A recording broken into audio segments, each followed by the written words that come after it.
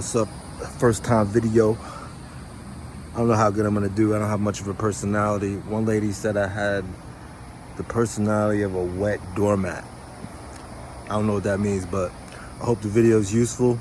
This is how to mold and shape an aeroport from start to finish. All right, so today I'm gonna be molding 4-inch aeroports. Now this PVC is thin walled, as you can see.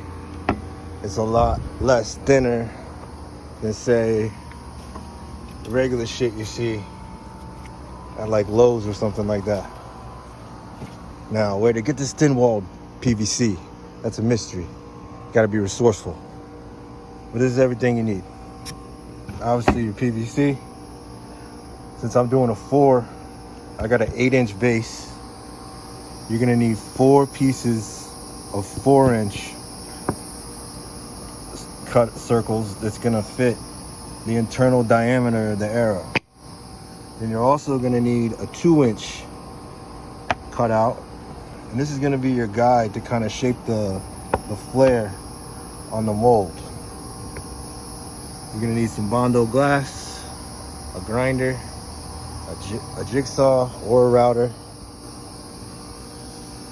and a drill. And once you get this thing all put together, I'll show you later, you're actually gonna mold this flare with the Bondo and this 2-inch piece. And this is like your guide all the way around.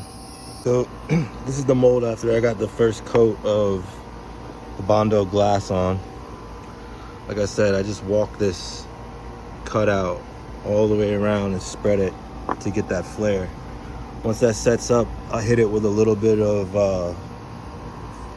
Bondo filler to smooth it out. The reason why I use the Bondo glass is because of the heat. It takes heat a lot better than the filler. I'll show you how I mark the pipe.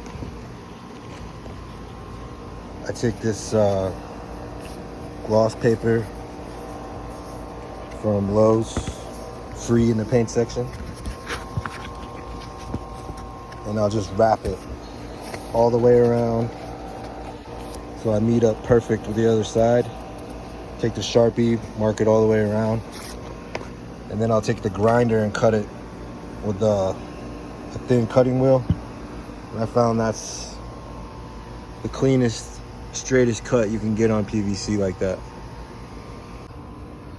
So this is the end result. Pretty next to perfect flare. This is everything you're gonna need to mold. File, obviously the mold. This helps a lot. I just made a base and put a Lazy Susan shit from Lowe's and a heat gun. I'm gonna start out by filing the inside of the pipe to an like a bevel. Just makes it to where when it goes down onto the mold, it's not gonna cut into the flare. I usually start out by just heating the inside first. Shit.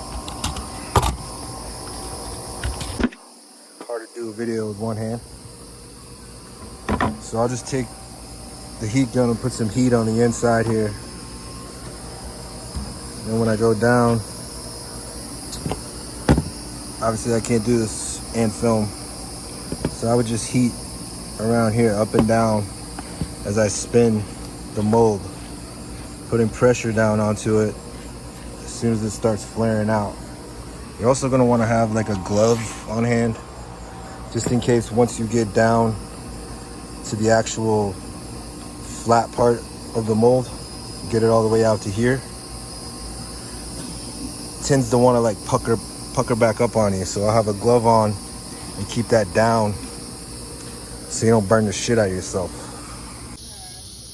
Here's a perfect example of what to do and what not to do. So this is my first time using the thin walled stuff. It heats up pretty quickly. So you're mainly gonna wanna focus on the bottom, heating it up, turning it pretty fast. and then just use pressure and it should form nice. Now, if you want to go all the way flat, you're obviously going to have to heat it up longer. But these are going to be external, so I'm not screwing them into anything. I'm not really worried about it. Now, when you heat it up too fast and put pressure on it, the PVC splits and you end up with these bulges that look like shit and dips on the inside.